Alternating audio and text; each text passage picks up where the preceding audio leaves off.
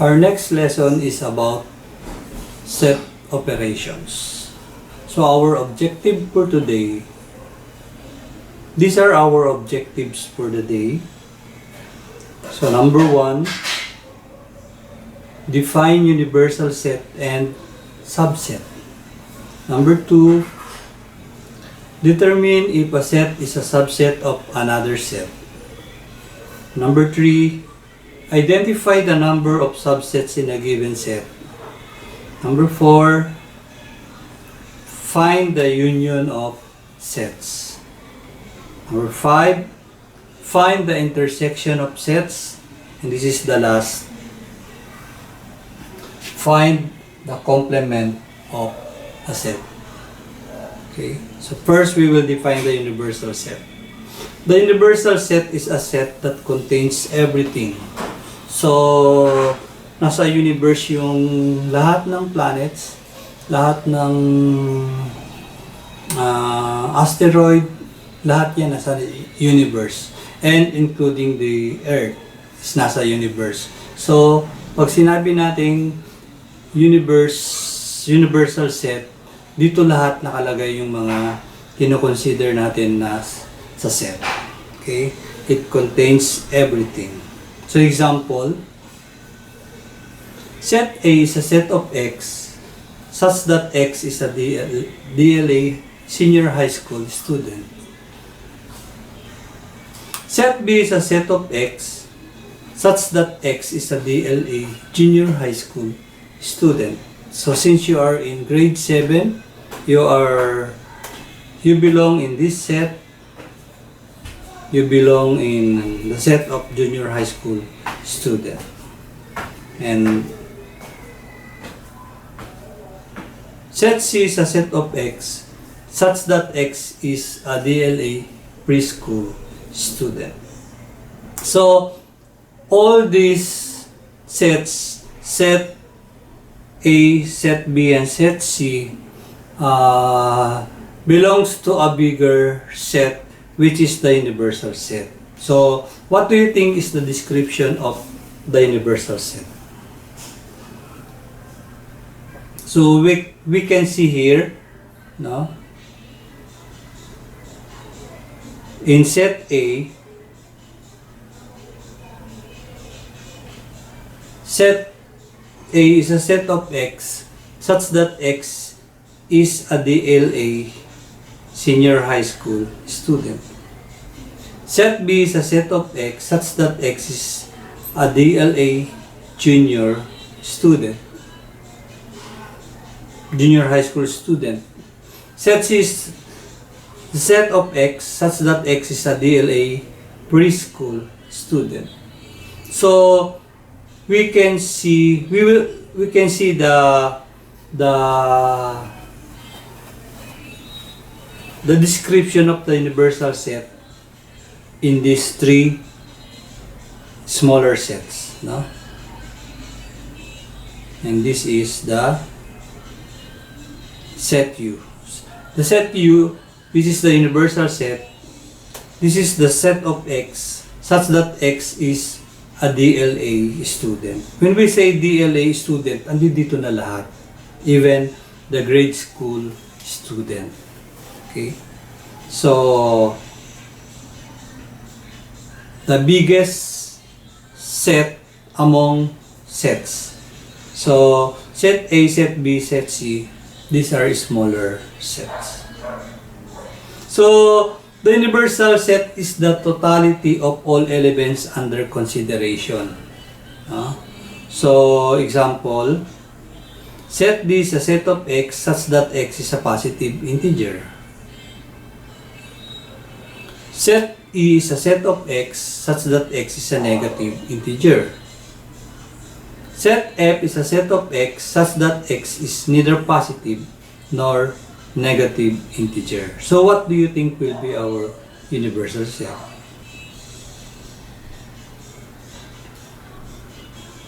So ito yon, integer. So our universal set is set U is a set of X such that X is an integer.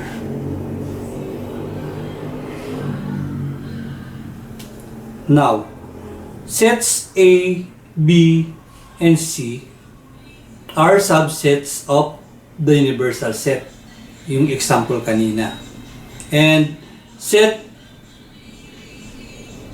D, set E, and set F are also subsets of the universal set, which is the set of the integers.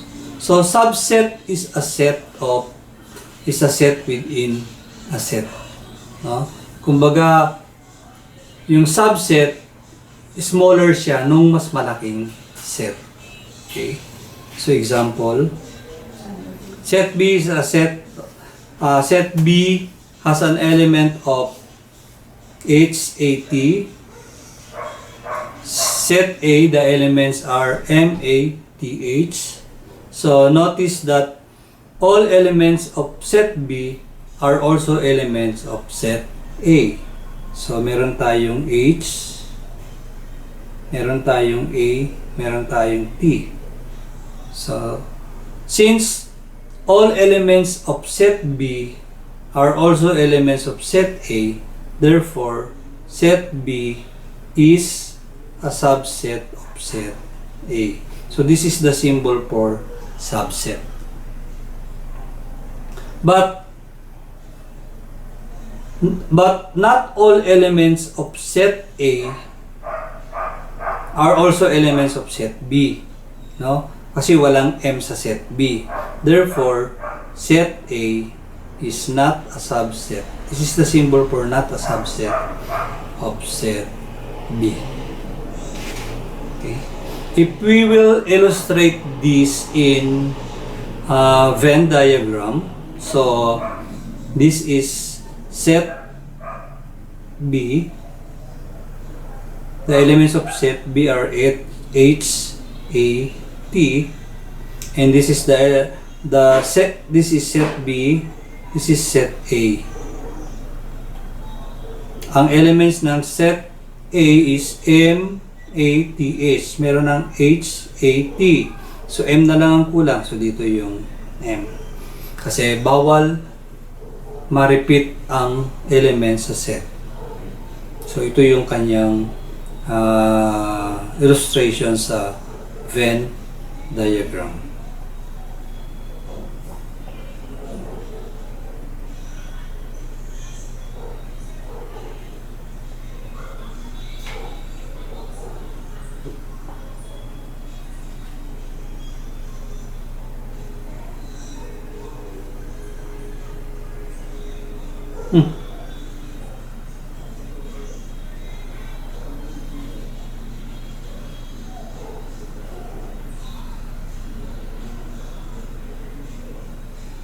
So here set B, set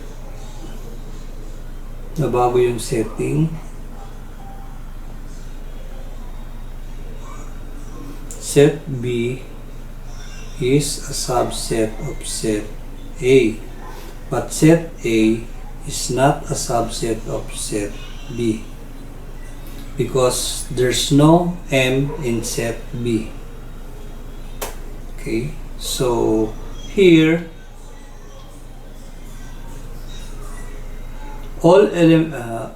the elements of set C are 3, 6, and 9. The elements of set D are 1, 2, 3. These 3 dots after 3 signifies continuity, no? So up to 11. So there are hidden elements. Now to save space, no, we will just write ellipsis. So the last element here is 11. So 1, 2, 3, yung mga nakatago 4, 5, 6, 7, 8, 9, 10, then itong 11. Okay? So all elements of set D, C are also elements of set D. Therefore, set C is a subset of set D.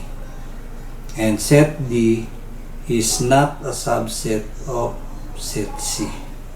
Kasi maraming elements sa set D na wala sa set C. While lahat ng elements ng set C nasa set D.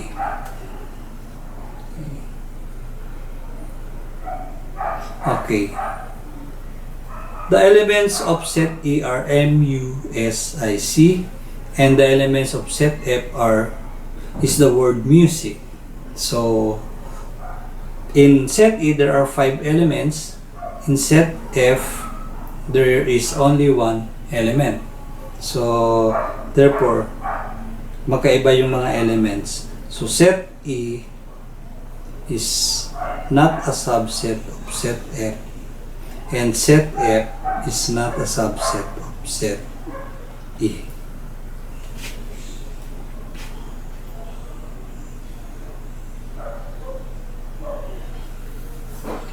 We will list all the subsets of set H, in which the elements are art, music, and health. First, we will list down all the subsets of H with 1 element. So, art, music, and health. So, these are subsets of set H kasi art element siya ng set H, music element din, and health element din. So, there are 3 subsets of set H wherein these subsets compose of 1 element. Another subset of set H is art and music. Art and health. And music and health.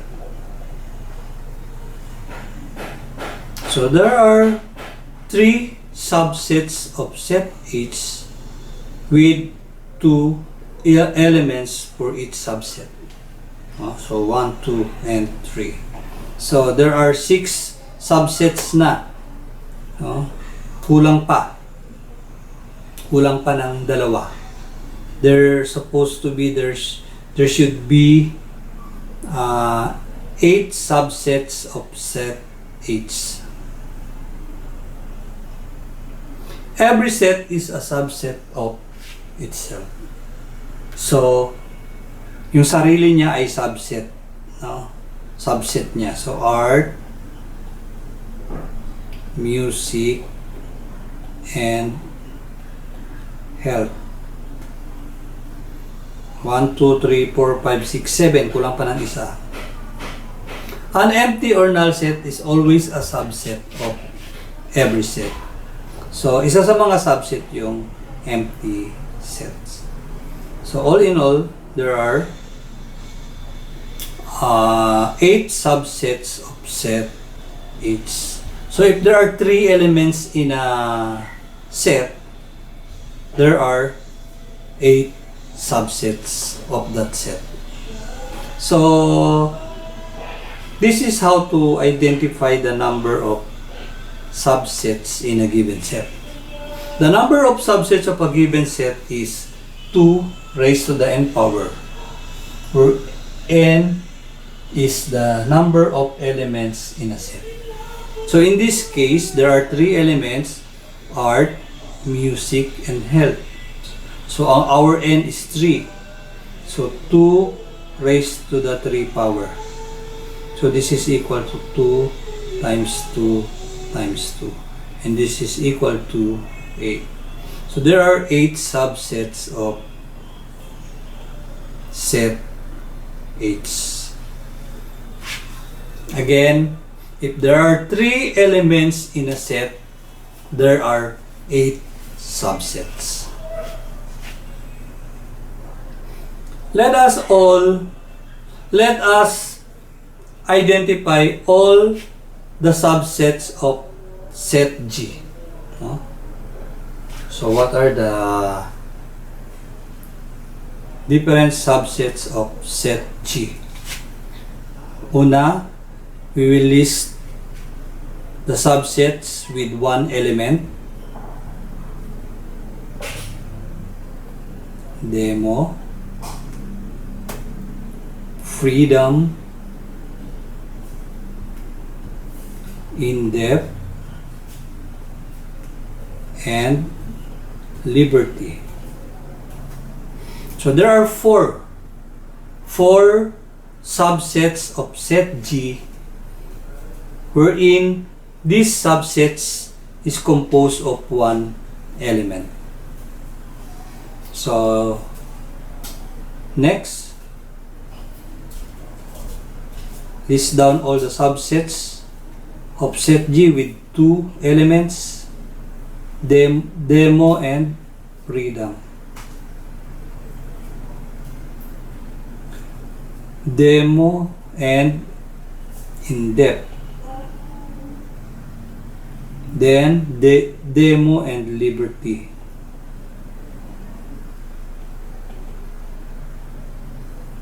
Meron pa. Demo, in-depth, liberty.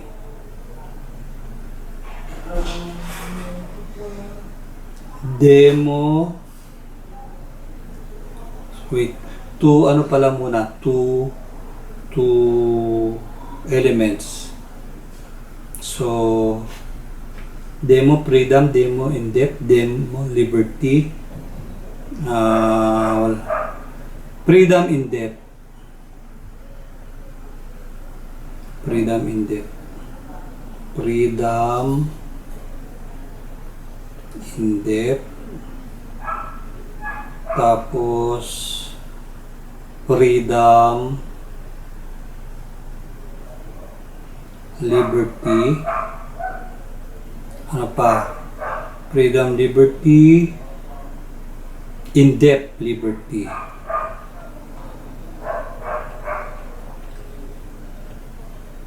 So how many subsets of set G are there? With 2 as the number of elements in these subsets. So 1, 2, 3, 4, 5, 6. So 6 subsets of set G have 2 elements. 3 elements naman. Demo, freedom, in-depth. Ano pa? Demo, in-depth, liberty. Ano pa?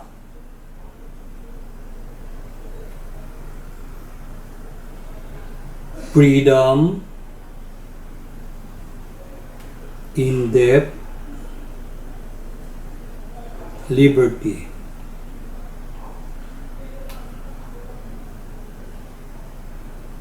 One, 2, 3, 4, 5, 6, 7, 8, 9, 10, 11, 12, 13.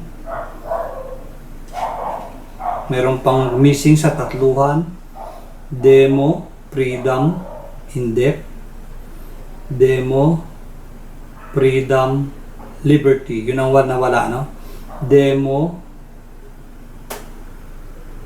freedom, and liberty. Ayan. There are 4 subsets of set G na these subsets are composed of 3 elements. So 1, 2, 3, 4.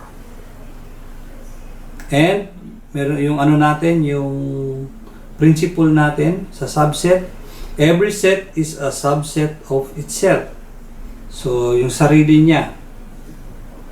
Demo, freedom, in-depth, and liberty. Tapos, isa pa. An empty or null set is always a subset of every set. So, yeah. So, all in all, how many subsets are there in set G? We will use the guide to raise to the n power. N represents the number of elements. So this is 2 to the 4th power. This is 2 times 2 times 2 times 2. And this is equal to 16. There are 16 subsets, no, of set G. Let's check if it is 16.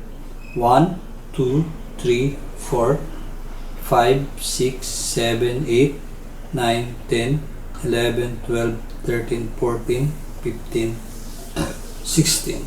So there are 16 subsets of set G.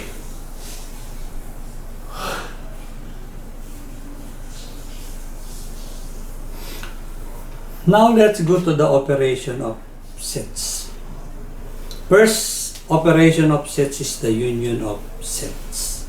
The union of sets is the set whose elements are those which belong to 2 or more sets. So this is the symbol for union of sets. Parang universal set. Pero kasi ang union of sets, sinusulat siya between the two names of sets. So for example, A union B. So X union Y. Unlike sa universal set, U lang siya. Universal set. Tapos yung mga elements. No? And so on and so forth. Yan. Okay? So, this is the symbol for the universal set. We have an example here.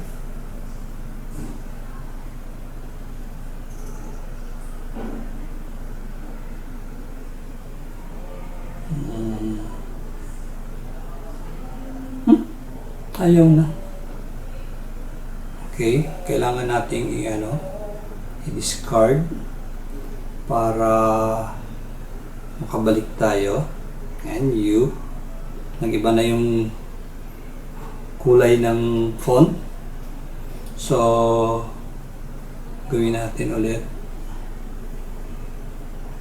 May example tayo. Set A, the elements are -3, -2, and -1. Set B, the element is 0. Set C, the elements are 0, 1, 2, 3, 4. So let us try to find A union B. Just combine all the elements. No? Common elements will be listed once because in a set, elements are not repeated. No? Kasi based on our definition of sets, the elements should be distinct or unique. So, write first all the elements of set A. So this is -3, -2, -1. And then combine the element of set B, which is 0. So, ganun lang. So, A union B, the elements are -3, -2, -1, and 0. Okay, another example, A union C. So again, list down all the elements of set A, -3, -2, and -1. Then combine the elements of set C, 0, 1, 2, 3, and 4. How about set B union C? So list the elements of set B, or element of set B, which is 0. List down all the elements of set C. Since meron ng 0, bawal maulit ang element. So, hindi mo na kailangan isulat. So, 1 na lang. 1, 2, 3, and 4. Okay. So, since the union of sets is the set whose elements are those which belong to two or more sets. So, pwedeng more than two sets, no? So, A, union B, union C. We can write parenthesis A union B, union C, or A union B, union C. Pareho lang sila, no? Kahit saan may parenthesis. Same answer ang lalabas. So, A union B to yon. A union B. So, negative 3, negative 2, negative 1, and 0. Then, yung C, ito yung C. Okay? So, may 0 na. 1, 2, 3, and 4. Ganun lang. Then, kung ito naman, ang gagawin natin, so, list down all the elements of A. Ito yung A. Negative 3, negative 2, negative 1. Tapos, i-combine mo yung B union C. Asan yung B union C? Ito yung B union C. Yun. So, 0, 1, 2, 3, and 4. So, same lang sila. Same. Kaya kahit saan may parenthesis, okay lang. Walang problema doon. Okay. Next.